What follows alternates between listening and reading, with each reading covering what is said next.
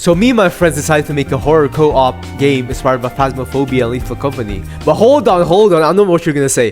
But there's a lot of games like the horror co-op, there's a gazillion of that. No, ours is different. So in this multiplayer first-person survival game, you and your team control a massive cargo hauling armored walker, like basically in Star Wars. And you, I'm talking to you, the player, you are being tasked for deliveries, defending against mysterious threats, all while being invaded by what we call abnormal entities. So all in all, the game loop is you're a conductor, pilot operating the walker, and abnormal entities will keep infiltrating you and your cargo supplies that you're supposed to deliver.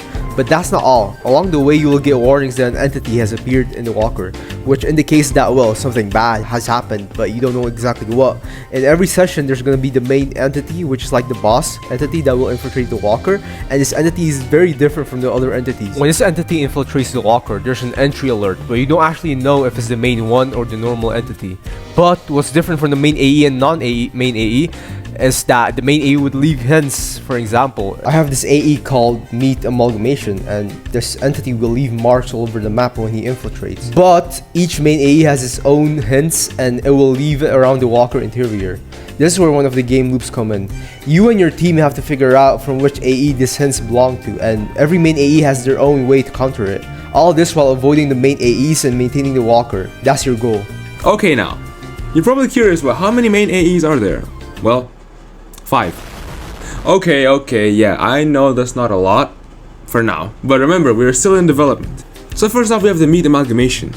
So basically, it looks like an amalgamation of humans and animals. So how this AE works is that it tries to break into your walker, slowly. It's a giant blob of meat that can slip through the cracks. Once this AE finally emerges, it will go into its first phase, the roaming phase. In this phase, the AE will roam around the map, searching for a player. Once it sees a player, it will immediately turn towards them, stop, and stare, and immediately charge like a buffalo. But if it misses the player, it will get stunned temporarily. While it's stunned, the players can hit this AE with batons and or whatever melee weapon they can find and try and kill it. Or we have the sound AE, which is an anomalous sofa monster thing wearing a porcelain mask that can move at speeds unimaginable for the average human. But it is scared of one thing: sound. You can scare it away by just simply startling him. But if you make too much noise, well, let's just say we should probably start heading back to the cockpit immediately. We're still knee deep in development, tweaking everything from how you, the player, counter these entities to how they interact with their environment. Your feedback? It's gold! Drop your thoughts, what scares you, what you want to see, what you don't want to see.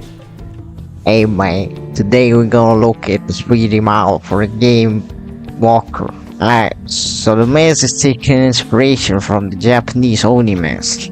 So the waist of the character is non-special, man. It's just an average industrial waist. So in game, players gonna get several items. One of them is called the jug. Now the jug is gonna use disinfect the infected cargoes. Cause you're gonna have those cargo getting sick all day, man. So you're gonna need the jug to sterilize the mask. Alright, so to use the jug, you'll grab the jug, put it into the disinfection machine, and put it in. This finna disinfect the wicker, and you get a hot, healthy cargo. Okay, so here is the pilot layout of the walker. Today we're here at the control panel, or what we call the CIC, the control input console. For here we have several joysticks and several skins that you can control to make sure you survive. To the stairs, downstairs, because we will see that there will be a door here next to the huge airlock. We go to the first section hallway where you have 3 ways. Up left you have the way to the engine room, while to the right side you have the way to the live bay, and front is the main area called the cargo area. I mean, so once you go through this door, I was gonna get you. This where the main play area is. Here you have the cargo terminal. This will tell you what infected cargoes are. So from here, you gonna walk to this door right here, man. And behind this door, man, is a procedurally generated area, man. You're gonna have a different experience every time, man.